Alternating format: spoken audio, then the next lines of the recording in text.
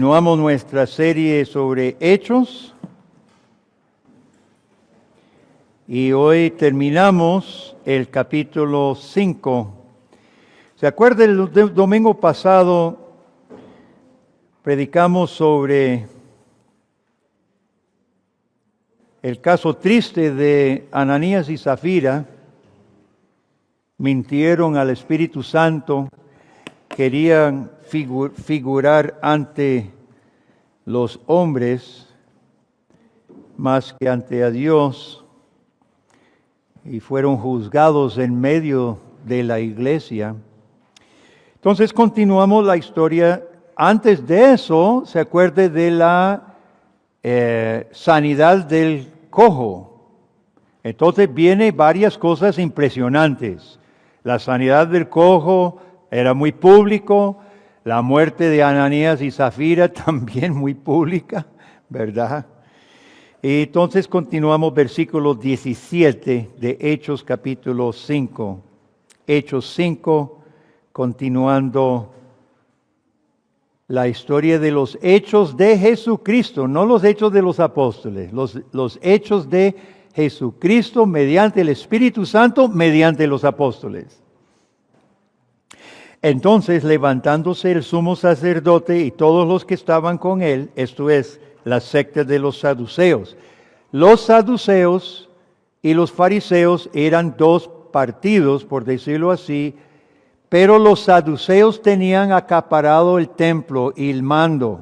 Eran más malos, no creían en la resurrección, eran, por decirlo así, judíos ateos prácticamente, y Anás y Caifás, con sus familiares, tenían acaparado el negocio del templo y era, así como se lo estoy diciendo, un negocio nefasto de cobrar dinero. ¿Se acuerdan las mesas de los cambistas que Jesús volcó 2 veces? Porque usted tenía que pagar con el shekel del templo. Eso no existía. Ya eso no existía. Pero aquí usted tenía que cambiar sus monedas de Roma, sus monedas griegas, sus monedas babilónicas, por el shekel del templo, y cobraban lo que quería el tipo de cambio. Era terrible. Entonces, para que entendamos quiénes son los que están llamando a los apóstoles. Se llenaron de celos, echaron mano a los apóstoles y los pusieron en la cárcel pública, mas un ángel del Señor, abriendo de noche las puertas de la cárcel y sacándolos, dijo: Id, y puestos en pie en el templo, anunciad al pueblo todas las palabras de esta vida. Habiendo oído eso, entraron de mañana en el templo y enseñaban. Entre tanto vinieron el sumo sacerdote y los que estaban con él, y convocaron al concilio y a todos los ancianos de los hijos de Israel, y enviaron a la cárcel para que fuesen traídos. Pero cuando llegaron los alguaciles, no los hallaron en la cárcel. Entonces volvieron y dieron aviso, diciendo: por cierto, la cárcel hemos hallado cerrada, con toda seguridad. Los guardas afuera de pie, ante las puertas. Mas cuando abrimos, a nadie hallamos dentro. Qué vacilón, ¿verdad? Esto es hasta chistoso. Cuando oyeron estas palabras, el sumo sacerdote, el jefe de la guardia del templo y los principales sacerdotes dudaban en qué vendría a parar aquello. Pero viniendo uno, les dio noticia: he aquí los varones que pusisteis en la cárcel están en el templo y enseñan al pueblo. Entonces fue el jefe de la guardia con los alguaciles y los trajo sin violencia, porque temían ser apedreados por el pueblo. Cuando los trajeron, los presentaron en el concilio, y el sumo sacerdote les preguntó, diciendo: ¿no os mandamos estrictamente que no enseñaseis en ese nombre?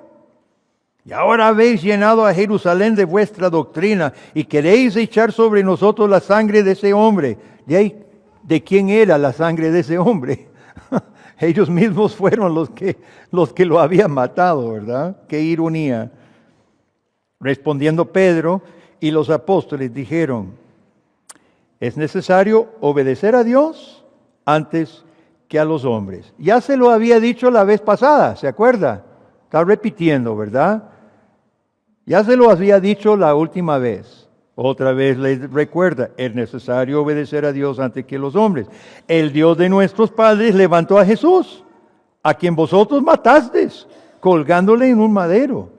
A este Dios ha exaltado con su diestra, por príncipe y salvador, para dar a Israel arrepentimiento y perdón de pecado. Y nosotros somos testigos suyos de estas cosas. Y también el Espíritu Santo, el cual ha dado Dios a los que le obedecen. Ellos oyendo eso se enfurecían y querían matarlos. Entonces levantándose en el concilio un fariseo llamado Gamaliel, doctor de la ley, venerado de todo el pueblo, mandó que sacase fuese por un momento a los apóstoles. Y luego dijo, varones israelitas, mirad por vosotros lo que vais a hacer respecto a estos hombres. Porque antes de estos días se levantó Teudas diciendo que era alguien. A ese se unió un número como de 400 hombres, pero él fue muerto y todos los que le obedecían, todos los que le obedecían fueron dispersados y reducidos a nada. Después de este se levantó Judas, el Galileo, en los días del censo, y llevó en pos de sí a mucho pueblo. Pereció también él, y todos los que le obedecían fueron dispersados. Ahora os digo, apartaos de estos hombres y dejadlos, porque si este consejo o esta obra es de los hombres, se desvanecerá. Mas si es de Dios, no la podréis destruir. No seáis tal vez hallados luchando contra Dios. Y convinieron con él, llamando a los apóstoles, después de azotarlos, siempre los azotaron, les intimaron que no hablase en el nombre de Jesús y los pusieron en libertad. Ellos salieron de la presencia del concilio gozosos de haber sido tenidos por dignos de padecer afrenta por causa del nombre. Y todos los días en el templo y por las casas no cesaban de enseñar y de predicar a Jesucristo. Tenga su Biblia abierta, hermanos. Esta es la segunda vez que fueron llamados por el concilio. La vez pasada también encarcelados, no me acuerdo si fueron azotados, creo que solo amenazados. Pero ¿se acuerda de lo que pidieron cuando los soltaron? ¿Pidieron qué cosa? ¿Pidieron protección? No pidieron protección. ¿Qué pidieron? ¿Qué es el término que pidieron en capítulo 4? ¿Alguien se acuerda? Nadie se acuerda de los sermones del pastor. ¿Qué es el término? ¿Es valor un sinónimo? Denuedo. Pidieron nada más denuedo para poder hablar, no pidieron que Dios los guardara. Pero Dios les dio las dos cosas mientras tanto. Les dio mucho valor y también les dio protección mientras tanto. Hermanos, lo primero que queremos ver, primer punto para los chicos y chicos de los jóvenes de colegio que se quedan después, la actividad del devocional va a ser preguntas sobre el sermón, ¿ok? Entonces pueden ir apuntando algunas cosas porque vamos a ver cosas en el capítulo y el mensaje para el sermón. El primer punto que vemos aquí claramente es: Cristo será predicado a pesar de todo. Es obvio, ¿no?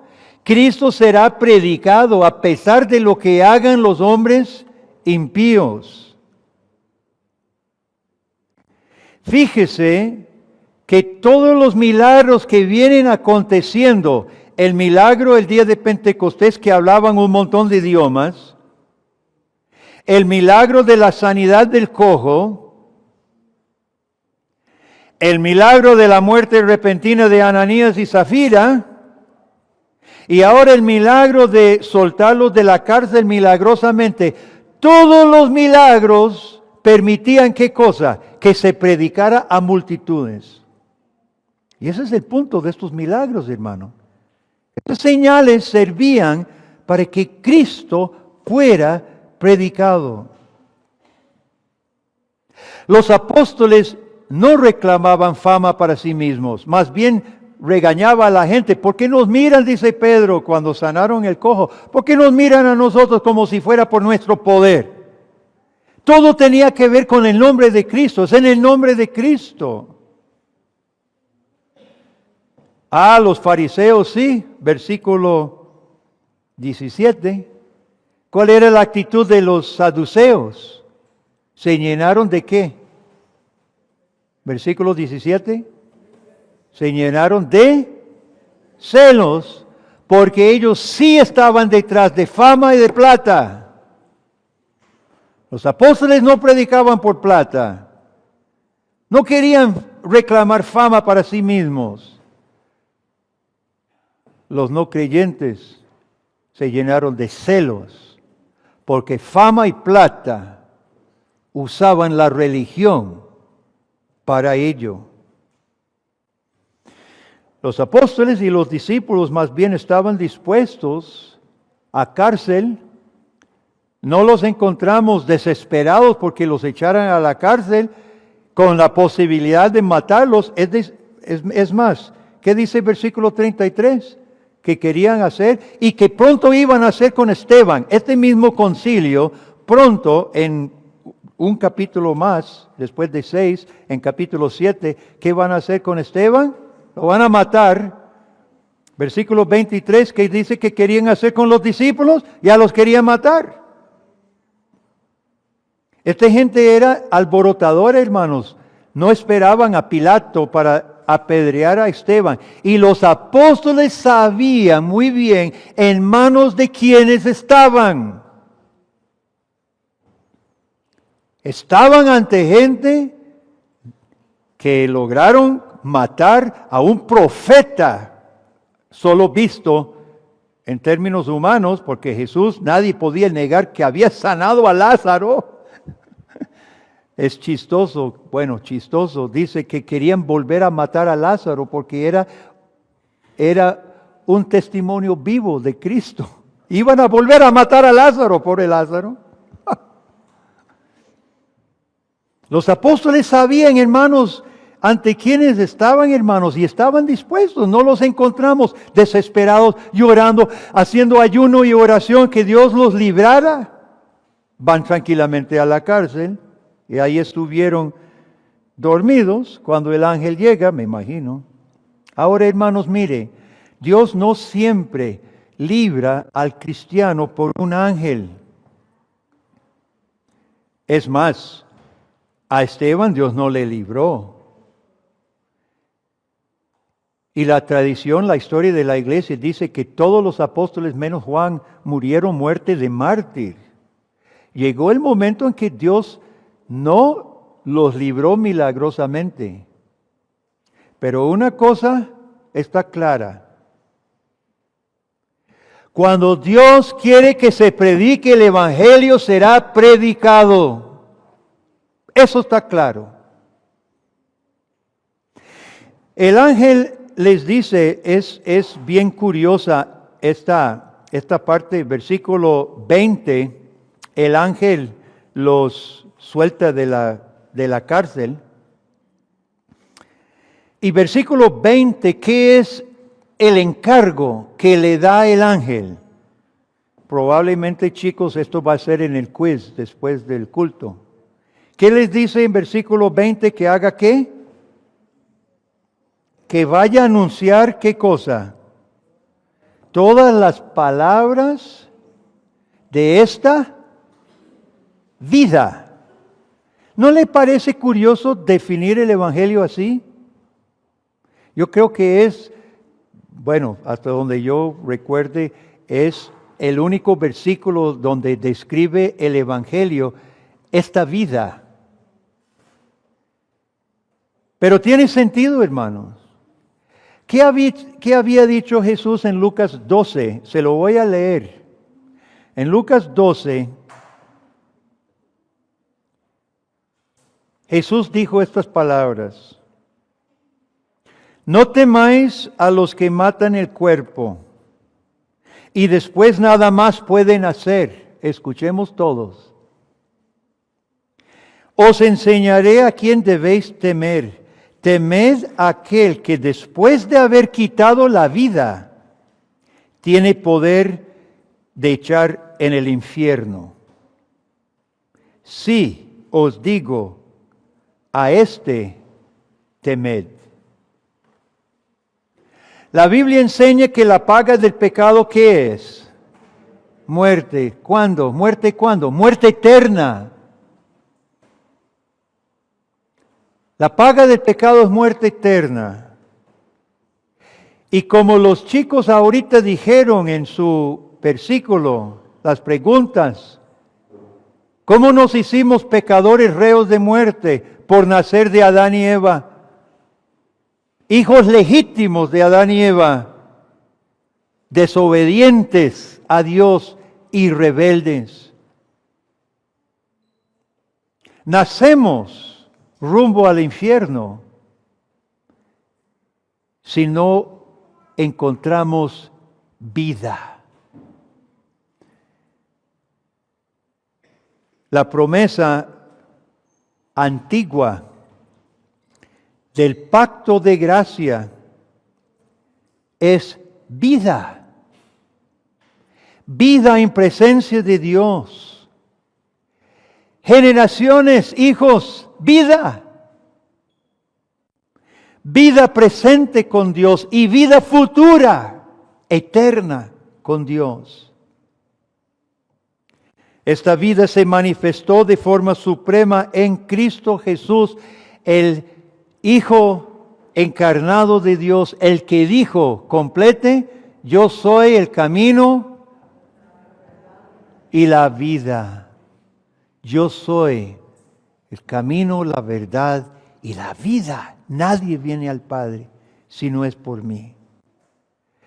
Como dije, esta es una forma curiosa de llamar el Evangelio. El ángel no dice, vaya y predique a Cristo. Dice, vaya, predique todas las palabras de esta vida. Pero hermanos, esa frase, esa forma de definir la tarea apostólica arroja luz sobre qué es la naturaleza del Evangelio. Usted sabe que muchas personas piensan en la religión equivocadamente. Piensan que la religión es algo muy místico, muy interno.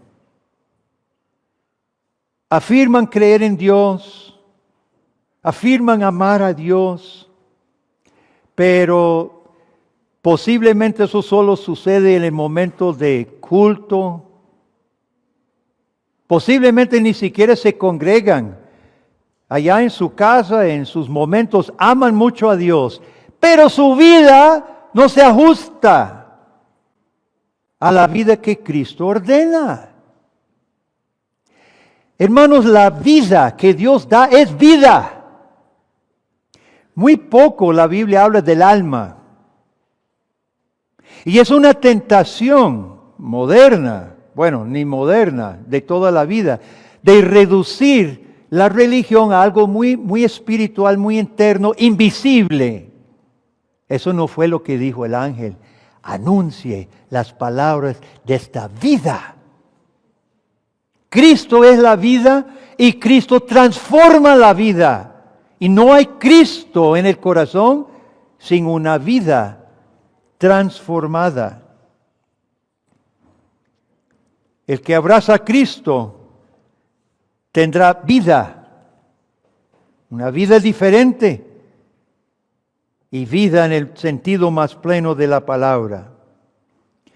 Y los apóstoles fueron llamados a ir a anunciar esa vida. Hermanos, en todos los países donde se hace campaña política, cada partido y cada candidato tiene los que le apoyan. Entonces, el candidato tiene una plataforma, un plan de gobierno que sus seguidores salen a hacer campaña, se reúnen, ponen la banderita del partido por un candidato humano, que en algunas cosas puede ser un mentiroso. Pero no temen, ninguno teme ir a tocar hasta puertas y reclutar votantes para su candidato. ¿Y por qué los cristianos andaríamos con timidez cuando tenemos palabras de vida? Tenemos palabras de vida. Yo me incluyo con esto, hermano. Me ha dado timidez, miedo. En ocasiones, una vez, era más joven, venía para Costa Rica en el avión, me senté a la par de un americano que venía para Costa Rica. Me identifiqué como pastor y quise empezar la conversación sobre su relación con Dios y me dijo una mala palabra y dijo, yo no creo en nada de esa, una mala palabra. Y yo, joven, más inexperto, no supe qué responder. Y me tuve que aguantar las 4 horas del resto del tiempo a la par del que me acaba de decir una vulgaridad. Ahora sí, yo sabría más. Y Dios permite esas oportunidades para que reflexionemos y tengamos respuesta, hermano. No está bien que el cristiano se quede callado. ¿Cómo es posible cuando nosotros tenemos palabras de vida?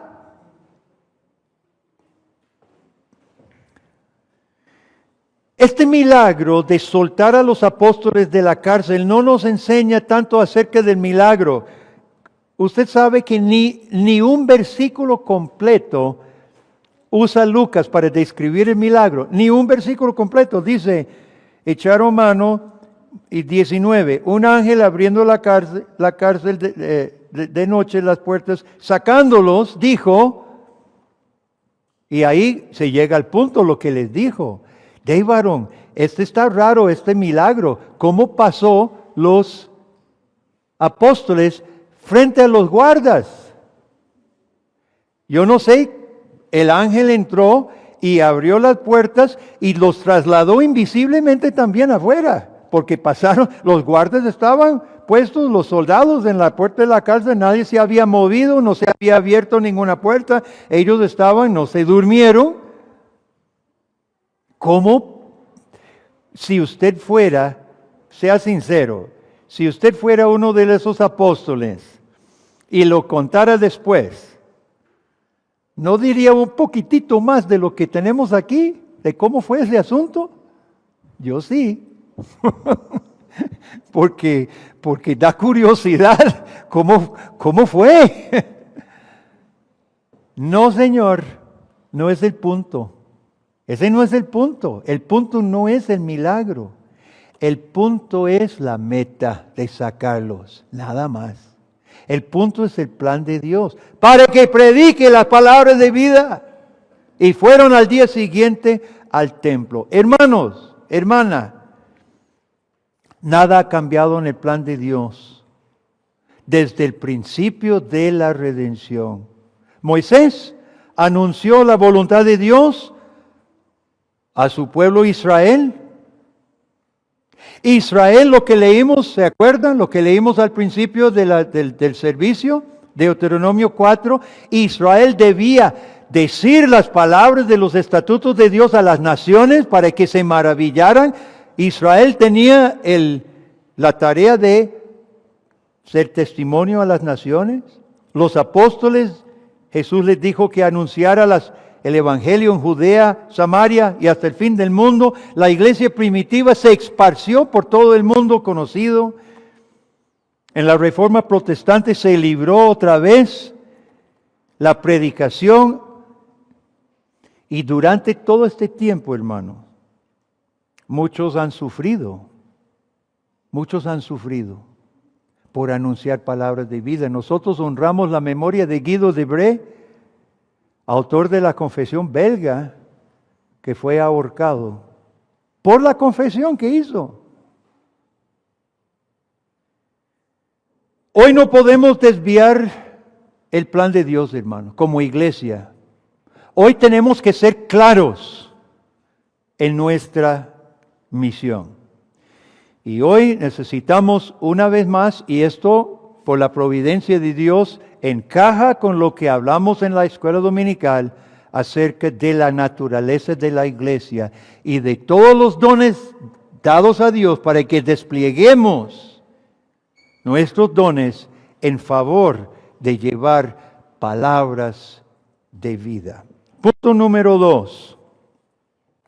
Punto número 2, chicos. Y todos los que estén apuntando en sus cuadernos. Los apóstoles en versículo 29 afirman por segunda vez: es necesario obedecer a Dios antes que a los hombres. A veces, hermanos, hay conflicto. No siempre hay conflicto entre obedecer al gobierno, a las autoridades y obedecer a Dios. De hecho, Pablo en Romanos 13 dice que debemos obedecer a las autoridades porque todas son puestas como ministros de justicia para que tema el malhechor y no el que hace justicia. Pero ese pasaje en Romanos 13 se ha utilizado malinterpretando el pasaje de someternos a las autoridades y se ha usado para comprometer el Evangelio. Uno de los ejemplos más conocidos fue la iglesia en Alemania bajo Hitler. Hitler sabía que la iglesia en Alemania era una gran fuerza social. Los alemanes estaban experimentando mucha presión después de la Primera Guerra Mundial, muchas sanciones contra ellos. Había mucho resentimiento. Hitler supo jugar con ese resentimiento, pero inteligentemente sabía que la iglesia iba a jugar un papel importante. Colocó ateos, nazis, como ministros de religión. Y los pastores en Alemania permitieron, en nombre de obedecer a las autoridades. Y sabemos lo que pasó. Bajo las narices de cristianos exterminaban no solo judíos, sino otros también. ¿Dónde está la respuesta? Bueno, siempre podría haber decisiones difíciles cuando desobedecemos la autoridad civil para obedecer a Dios. Pero aquí los apóstoles nos ayudan. Se les prohibió honrar el nombre. Fíjese que los saduceos no quieren decir Jesús. Usted notó en todo el relato. Ellos no dicen Jesús. Ellos dicen este hombre. Ustedes quieren echarnos la culpa de haber matado ese hombre. No dicen a Jesús de Nazaret. No, ni quieren decir el nombre de Jesús. Se les prohibía a los apóstoles honrar y anunciar a Jesús como príncipe, Señor y Salvador. Eso es lo que dice Pedro 31. Se le está prohibiendo hablar de ese hombre y Pedro dice, a este Dios ha exaltado con su diestra por príncipe, Señor, príncipe y Salvador. Aquí no hay nada incierto, hermano. Y aquí está la forma en que nosotros podemos ver cuál es la diferencia entre tener que obedecer la autoridad civil o obedecer a Dios. Cristo es Rey de Reyes. Cristo es Señor de Señores. Y todos los hombres tienen que ver con Él. Todos los hombres tienen que ver con Él. Todos los hombres nos presentaremos ante Cristo en el último día. Solo Jesucristo nos puede presentar justificado ante el Padre. Y es por eso que fueron tan enfáticos los apóstoles. Es que dicen, es que fue resucitado. Y es príncipe y salvador. Y ellos eran testigos, ellos lo habían presenciado. No podían mentir. No dar testimonio de Jesucristo es ser mentiroso. Escuche. No dar testimonio de Jesucristo es ser mentiroso.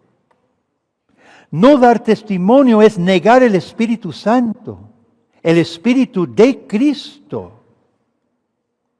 Los apóstoles respondieron que los judíos les estaban pidiendo algo imposible.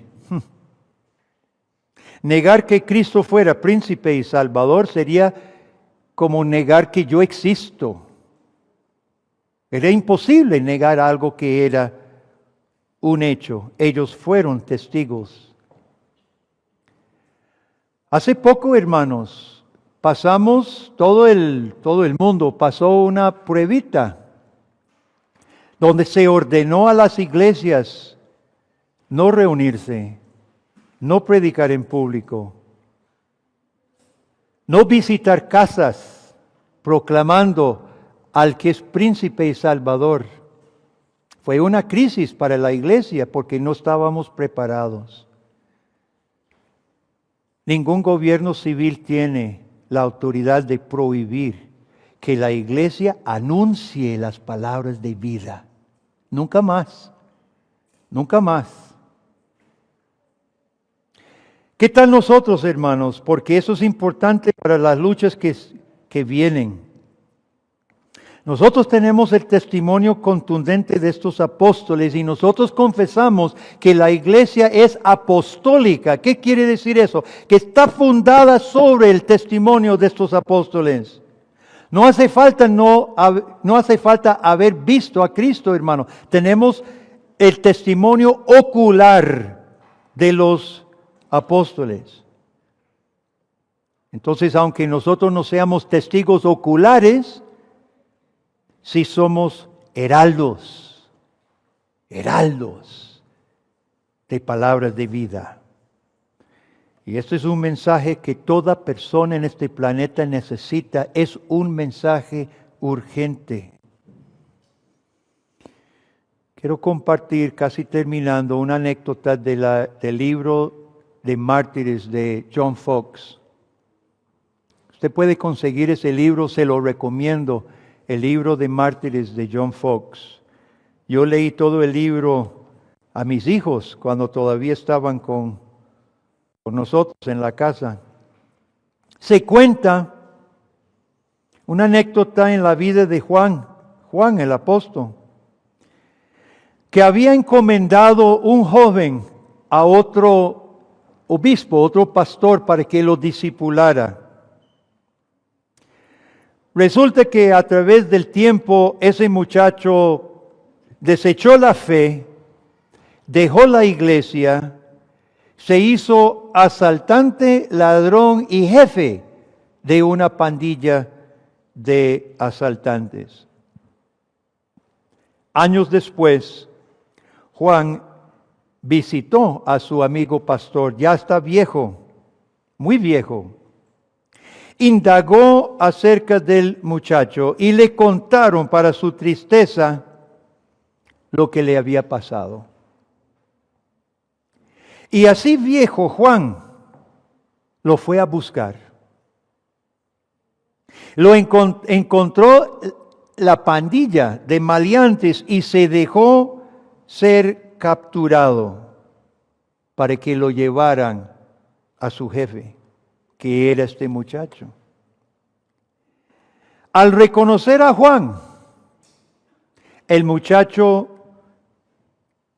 empezó a huir. Pero el apóstol Juan lo persiguió, viejito tal vez con su bastón. Hijo mío, ¿por qué huyes de tu padre? Tú armado, yo desnudo. Tú joven, yo anciano, tenme compasión. No temas, porque aún hay esperanza para tu salvación. Yo responderé ante Cristo por ti.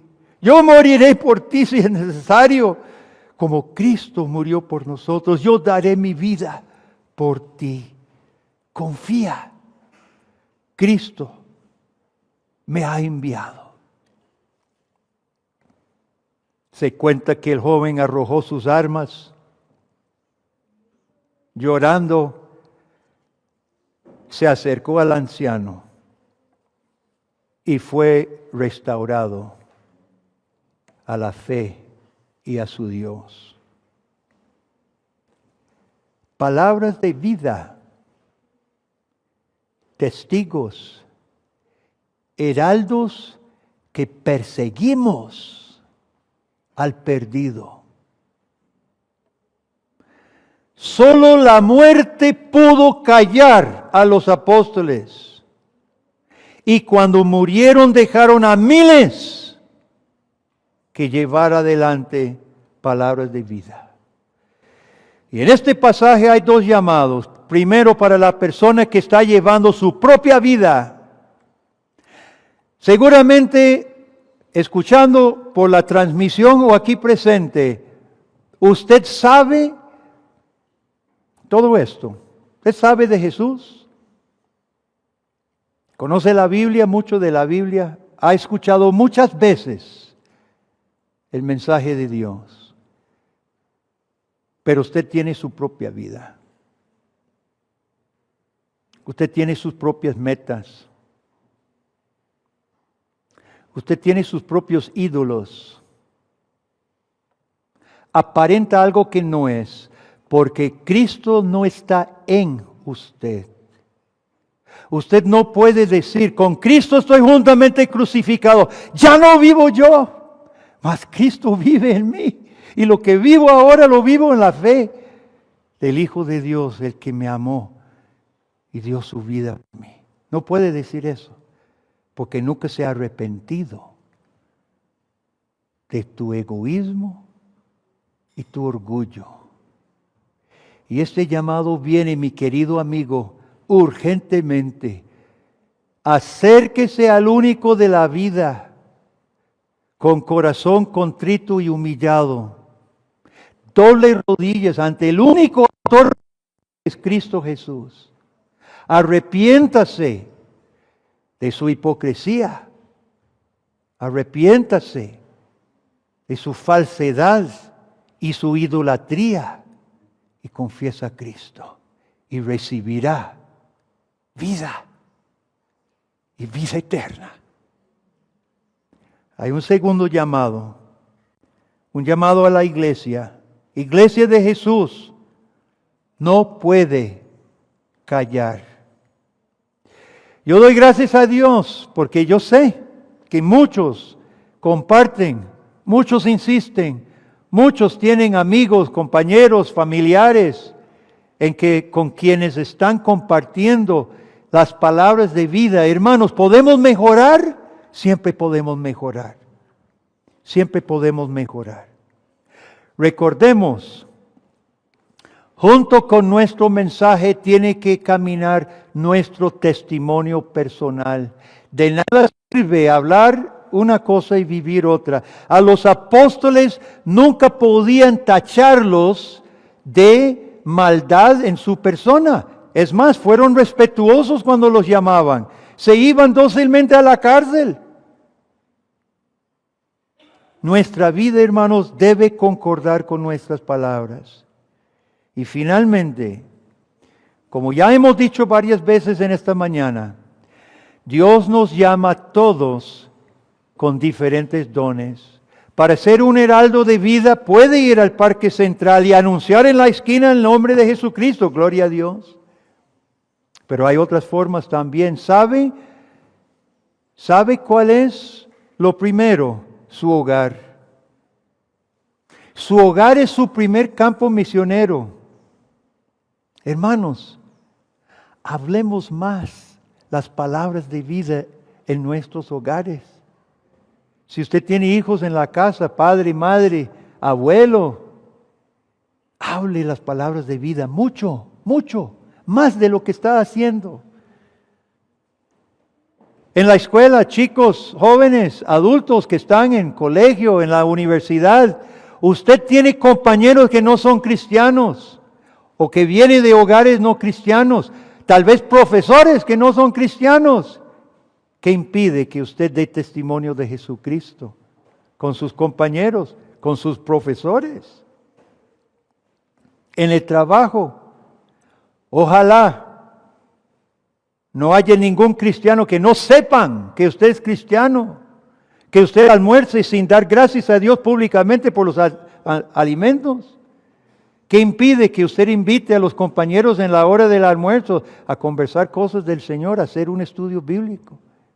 Hablar palabras de vida. En las diversiones, qué tristeza, cristianos, que mientras no estén de vacaciones o no estén haciendo una fiesta, viven vidas todas correctas y apenas es vacaciones y no se les distingue de cualquier impío la música que ponen, las cosas que hacen, las palabras que usan, lo que beben. Heraldos de palabras de vida donde quiera y cuando sea, hermano. Y por supuesto, como iglesia, colaborando con nuestros dones, es promover palabras de vida. Iglesia del Señor,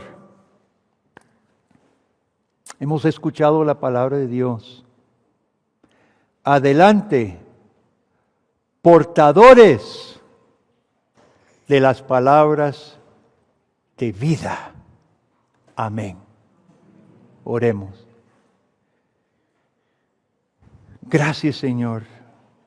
Gracias que tú nos has dado palabras de vida en Cristo. Oh Dios, pedimos tu perdón porque ha habido momentos, posible hace poco, en que callamos. Perdónanos, Dios, y danos chance, danos oportunidad ahora a rectificar nuestro silencio. Qué falta de amor, oh Dios, es no ofrecer palabras de vida a las personas que están rumbo a la muerte eterna. Ayúdanos, oh Dios. Y que esta iglesia y que cada miembro de esta iglesia, oh Padre, seamos un faro ardiente con las buenas noticias, las buenas nuevas, el Evangelio de Cristo Jesús y vida eterna. Permite que así sea desde el niño, el joven y el más anciano de nuestra congregación, oh Dios. En el nombre de Jesús lo pedimos. Amén.